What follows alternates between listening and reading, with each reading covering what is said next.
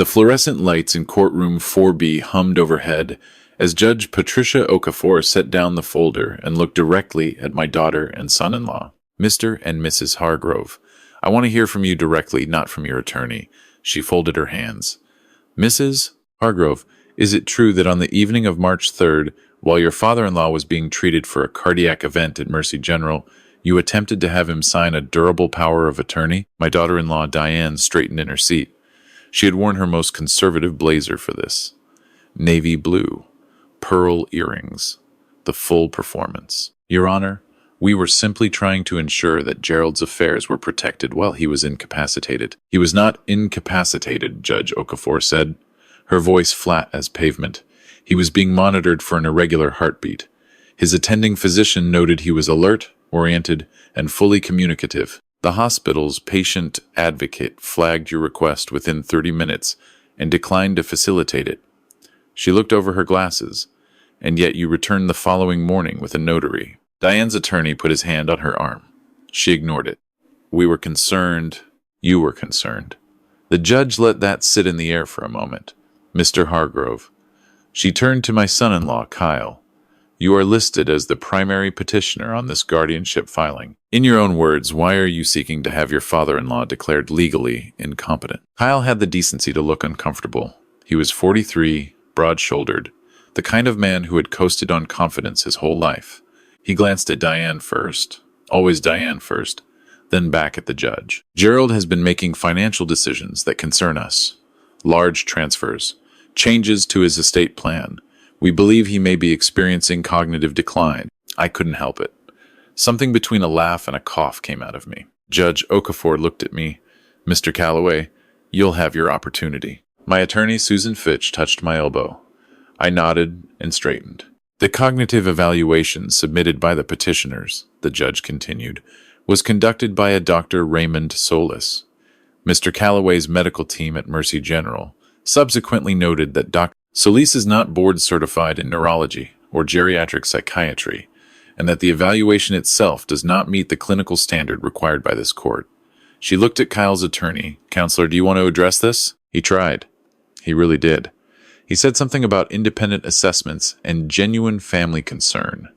The judge listened with the patience of someone who had heard every version of this argument before. Then she turned to me. Mr. Calloway, you may speak. I stood slowly. My left knee still ached from the surgery 2 months ago, double bypass.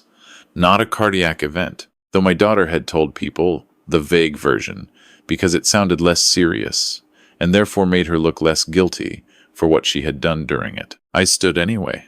I wanted to be standing for this. Your Honor, my name is Gerald Calloway. I am 67 years old. I spent 31 years as a civil engineer with the Tennessee Department of Transportation. I own my home outright. I have a financial advisor I have worked with for 11 years. I have a primary care physician who has seen me quarterly for the past 8 years. I paused. I also, over the course of 7 years, gave my daughter and her husband approximately $340,000. The number landed in the room the way I knew it would. That includes $180,000 toward the down payment on their home in Franklin, $94,000 in what I was told were temporary monthly transfers while Kyle's business got established, and various other amounts for vehicles, vacations, and what my daughter described at various points as emergencies. I kept my voice even. I had practiced this.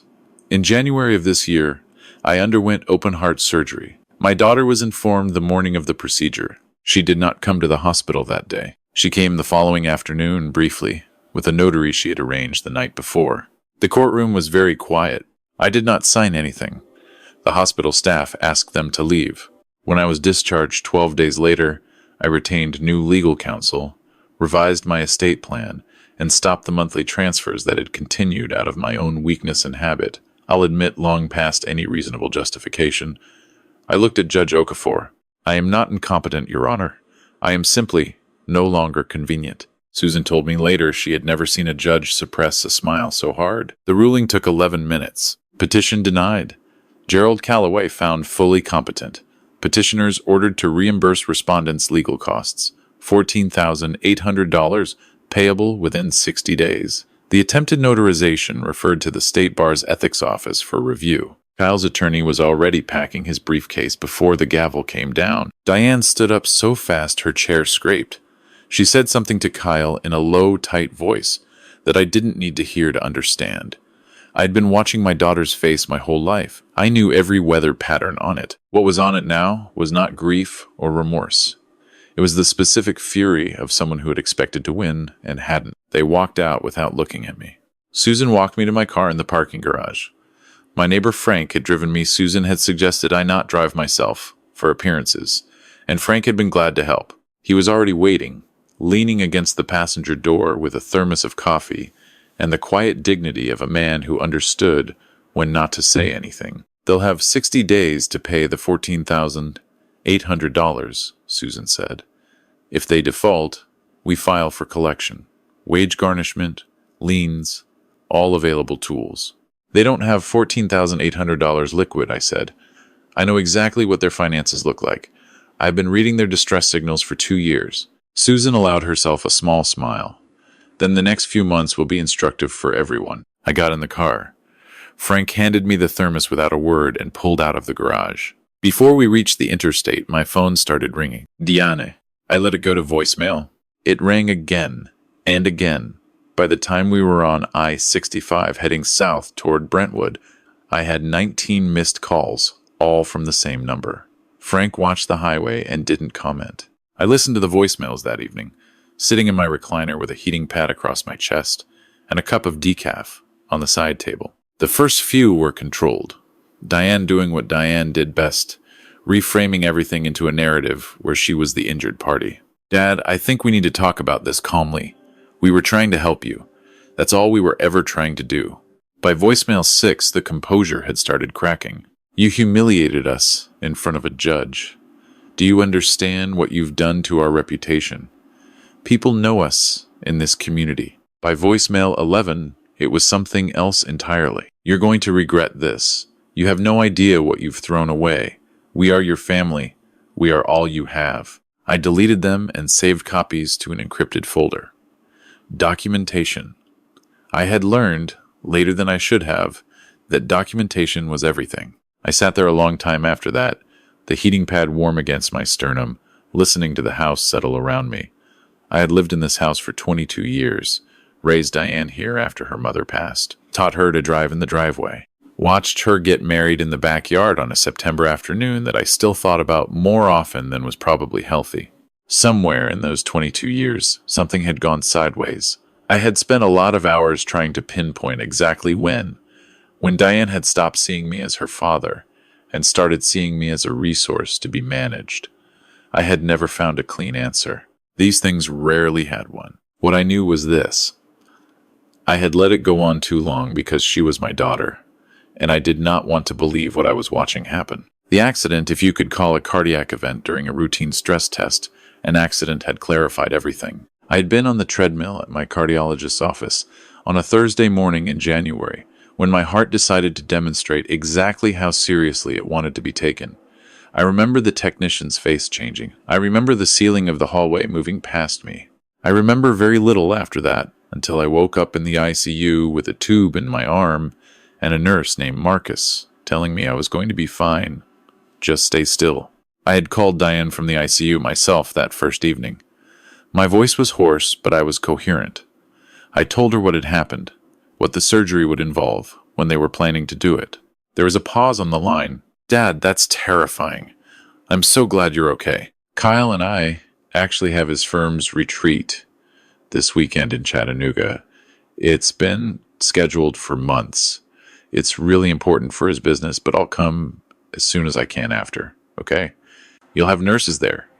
You're in good hands. I had stared at the ceiling of my ICU room for a long time after that call. I had a double bypass 2 days later.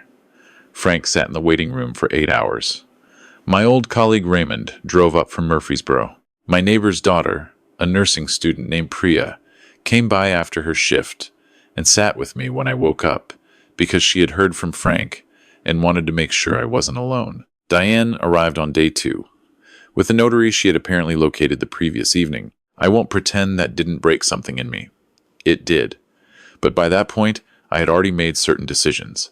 Lying in that hospital bed the morning after surgery, looking at the ceiling, and feeling the particular clarity that comes from having been genuinely close to death, I had made them quietly and completely. I called Susan Fitch from my hospital room on day 4. I had worked with Susan years ago on an easement dispute involving my property. I knew she was sharp, discreet, and did not tolerate nonsense. I told her everything. The 7 years of transfers, the pattern of escalation, the notary incident, the guardianship petition that Diane had apparently filed 2 days after my surgery, which Susan confirmed when she checked. Susan's response was precise and actionable. By the time I was discharged, the estate plan had been revised, the monthly transfers had been formally terminated with written notice, and Susan had filed the appropriate responses to the guardianship petition. Diane had not taken this well. The weeks after the court hearing were quieter than I expected. No calls, no visits, just absence, which in its own way said everything. Frank kept me company most evenings. He was 64, retired from the Postal Service, widowed 3 years ago, and had the remarkable quality of being someone you could sit with in silence without it feeling like silence needed to be filled. We ate dinner together 4 or 5 nights a week. He had a garden and kept bringing me tomatoes. Susan updated me periodically through her office. Diane and Kyle had not paid the $14,800. The 60-day clock was running. Their financial situation, as best as could be determined through appropriate legal channels, was not improving. The business Kyle had been supposedly building for 7 years, the one that had required my monthly contributions to survive, was, it turned out, less a business than an aspiration loosely organized as an LLC. His actual income came from a mid-level sales position at a medical supply company. Diane worked part-time at a real estate office. They had been living for 7 years, significantly beyond what those 2 incomes supported. I had known this, of course. I had simply refused to name it clearly until it was impossible not to. The first news came through my grandson, Tyler. Tyler was 14, Diane and Kyle's son, and the most straightforward person in their household, by a significant margin. He called me on a Sunday afternoon, his voice carrying that particular teenage effort to sound casual when something is wrong. "Hey, Grandpa. Just calling to check in. Good to hear from you, Tyler. How's school?" "It's okay." A pause. "Grandpa, did you know Mom sold her car?" "I didn't know that." "Yeah, the Lexus. She got a Civic. She's really upset about it. She keeps saying it's embarrassing." Another pause. "She and Dad fight a lot at night. I can hear them through the wall." I kept my voice calm. I had been doing a great deal of that. "I'm sorry you're hearing that, son. That's not something you should have to carry." "Is it because of the court thing?" "It's because of decisions your parents made over a long time," I said carefully. "None of it is your fault, and none of it is your problem to fix. Dad said something weird the other day. He said you had been right about something. Mom got really angry when he said it. She said he was being a traitor." Tyler's voice was quiet. "What was he right about?" I looked out my window at the backyard, where the dogwood I had planted the year Diane was born was coming into its spring bloom. "Your dad and I are working some things out," I said. "Grown-up things. You just focus on your schoolwork and being 14. That's a full-time job." He laughed a little at that. Before we hung up, he asked if he could come visit sometime. He wanted to see the wood shop in the garage. "Anytime you want," I told him. "The lathe is still there." 4 weeks after the hearing, Susan called with an update that I had been expecting but still felt strange to hear. Diane and Kyle had defaulted on the second mortgage they had taken against their home 18 months earlier, a mortgage I had not known about until Susan's research turned it up. The lender had begun the default process. Combined with the unpaid property taxes and the legal costs, their total outstanding debt was somewhere north of $60,000. "The house will likely go to foreclosure within 4 months if nothing changes," Susan said. "Let it run its course," I said. "I'm not intervening." "You're certain?" "What I gave them was given. What happens now is the result of their own choices. I'm not going to rescue them from consequences just because it's uncomfortable to watch." There was a brief silence on Susan's end. "Understood. I'll keep monitoring." It was a Tuesday morning in late April when Kyle called. I almost didn't answer. I sat there for 3 rings, looking at his name on the screen, and then I picked up because I thought of Tyler hearing his parents fight through the wall and decided I owed it to the boy to at least keep a door open. "Gerald." Kyle never called me Dad. That had always told me something. "I'd like to meet with you. Just you and me. No lawyers." "Where?" "Anywhere you choose." I picked a diner in Brentwood I had eaten at for 20 years. Frank dropped me off and waited in the parking lot with a newspaper. Kyle was already there when I arrived. He was sitting in a corner booth, and he looked like a man who had not slept properly in several weeks. He had always been physically imposing, the kind of man who walked into rooms expecting them to reorganize around him. That was not the man in the booth. This one had his hands wrapped around a coffee mug like he needed something to hold on to. I sat down across from him and said nothing. I ordered coffee from the server who came by. Then I waited. Diane filed for a legal separation 2 weeks ago, Kyle said. I had not known that. She said she didn't sign up for this. He stared at his mug. She's staying at her cousin's place in Nashville. She took Tyler temporarily. He's still going to his same school. I'm driving him. But it's... He stopped. Started again. It's not good. No, I agreed. I imagine it isn't. Kyle was quiet for a moment. Outside the window, a woman was loading groceries into her car in the April sunshine, ordinary and unhurried. I want to tell you something, he said, and I need you to know I'm not here to ask you for money. I know that's gone. I understand why it's gone. I'm not here for that. All right. The guardianship petition. He looked up. That was Diane's idea. I want you to know that. I went along with it. I shouldn't have. I went along with a lot of things I shouldn't have because it was easier than fighting with her and because he stopped again. Cleared his throat. Because the money was there, and I told myself a lot of stories about why it was fine. I studied him. Kyle had, in 7 years of marriage to my daughter, never once admitted he was wrong about anything in my presence. I did not find this sudden honesty entirely comfortable. It was too easy to mistake exhaustion and desperation for growth. What kind of stories? I asked. He looked surprised that I had pushed. That you could afford it. That you wanted to help. That family helped family. So it wasn't really, I told myself, it wasn't really taking advantage if you were offering. He shook his head slowly. But you weren't offering after the first couple years. We were just expecting. And you kept giving because Diane kept asking and you didn't want the conflict. I knew that. I knew you didn't want the conflict. And I used it. He met my eyes. That's not something I'm proud of. The diner hummed around us. Someone's kid was laughing 2 booths over. What are you going to do? I asked. Sell the house before the bank takes it. Pay the debts. Find an apartment. He exhaled. My salary is $64,000. It's enough. I should have been living on it the whole time. Tyler and I can manage. He paused. I'm going to fight for joint custody. He's my son. Whatever else I've gotten wrong, I'm not walking away from him. I sipped my coffee and thought about my daughter. About the little girl who used to fall asleep in the car on the way home from her grandmother's house, dead weight in my arms as I carried her inside. About all the distances between that child and the woman who had walked into Mercy General with a notary 2 days after my surgery. The estate plan stays as it is, I said. You should know that going in. I know. Tyler is provided for directly. Education, health, until he's 25. Not through you or Diane. Through a trust with Susan as trustee. He will not be caught in whatever comes next. Kyle nodded, and his eyes went briefly wet in a way he clearly hadn't planned for. He looked out the window until it passed. That's more than fair, he said quietly. More than we deserve. It's not about what you deserve. It's about Tyler. I set down my cup. As for you and me, I don't have much to say right now. What you did, what you were part of, was serious. You let your wife try to have me legally stripped of my autonomy while I was recovering from heart surgery.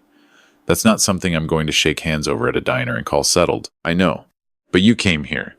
You told me the truth, as best you seem to be able to tell it. That's something. I stood slowly, left money on the table for both coffees. You want to prove you've changed? You start by being a good father to that boy. Everything else comes after that, if it comes at all. Kyle stood too. He extended his hand. I looked at it for a moment, then shook it, not forgiveness, not absolution, but acknowledgement, the first gesture of a very long road, if he chose to walk it. Frank was waiting in the parking lot, newspaper folded on the dash. How'd it go? He asked as I got in. Hard to say yet. I buckled my seatbelt. Time will tell. He nodded and started the car. The house sold in May for $589,000. After the mortgage, the second mortgage, the defaulted legal costs, the property taxes, and the remaining debts, Kyle walked away with $38,000 and a 2-bedroom apartment in Antioch. Tyler had his own room. Kyle had reportedly started cooking actual meals on weeknights and coaching Tyler's school's intramural soccer team on Saturdays. I heard all of this from Tyler himself. who called on Sunday afternoons with the regularity of someone who had decided calls with his grandfather were a fixed point in his week. I looked forward to them more than I said.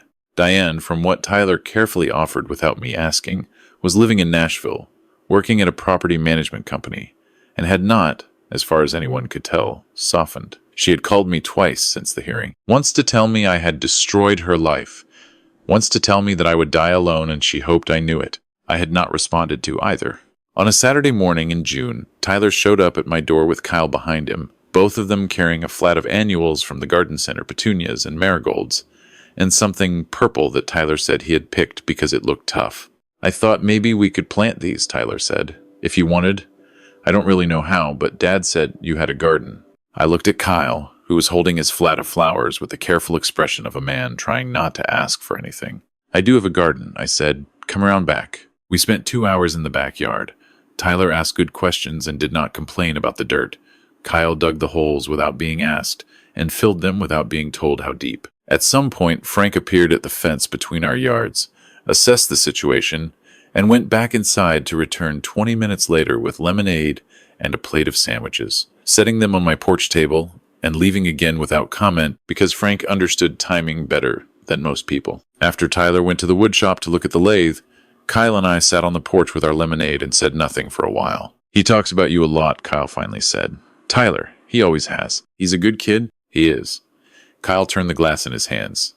That's mostly him, honestly. I can't take much credit for how he turned out. He got Diane's drive and your groundedness, maybe. He knows what matters. I didn't say anything to that. I'm not going to keep showing up asking for another chance, Kyle said. I want to be clear about that. If this is too much, if you'd rather I drop him off at the curb and leave, I understand that completely.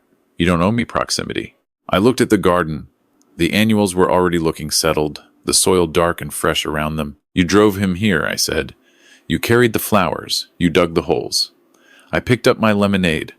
That's enough for today. Kyle exhaled slowly. Tyler came back from the wood shop with sawdust on his jeans and 17 questions about the difference between hardwood and softwood, and I answered all of them, and the afternoon passed, the way good afternoons do, unremarkably, which is its own kind of gift. After they left, Frank came back over the fence. Tyler's a sharp kid, he said. He is. Frank leaned on the porch railing, looking at the garden. You think Kyle's actually changed? I think he's trying. I looked at the fresh-turned earth, the marigold standing up straight and bright in the late afternoon light. Trying is all any of us can do. It counts for something. Not as much as he probably hopes, but something. Frank nodded like that was a complete answer. Because with him, it was. I sat there after he went home, watching the light go long and gold across the yard. I thought about everything that had happened in the past 6 months. The surgery, the notary, the hearing, the voicemails, the diner, today. I thought about the $340,000. All those years of transfers that had cost me more than money, had cost me the ability to see my own daughter clearly because I had been so busy trying to make things easier for her that I had never made things honest. I thought about what I had said to Susan in the very beginning, in my hospital room, with the IV still in my arm. She had asked me what outcome I was looking for. I had told her, not revenge, not the money back.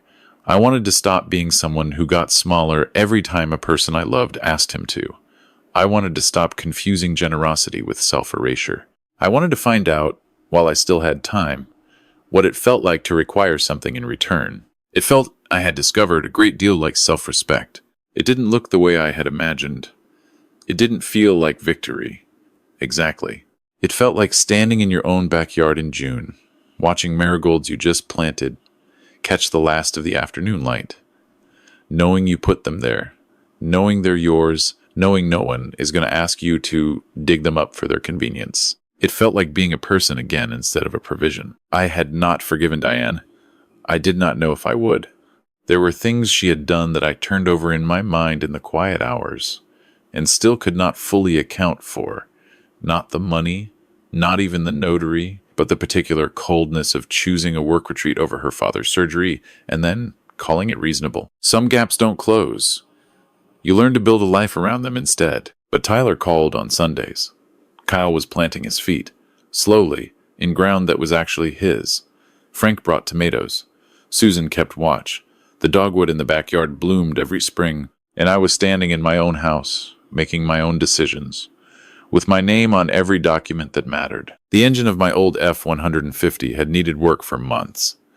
That evening, I went out to the garage, turned on the radio to the AM station that played old country, and got underneath it. I had always done my best thinking under a truck. Some things you fix yourself, some things you hire out, some things you let go and learn to live without. The hard part isn't knowing the difference.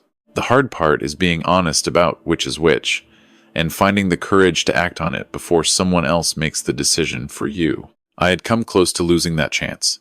I did not intend to come close again. If you found meaning in this story, I'd be grateful if you'd share it with someone who might need to hear it. And if you have a story of your own, leave it in the comments. You might be surprised how many people are listening.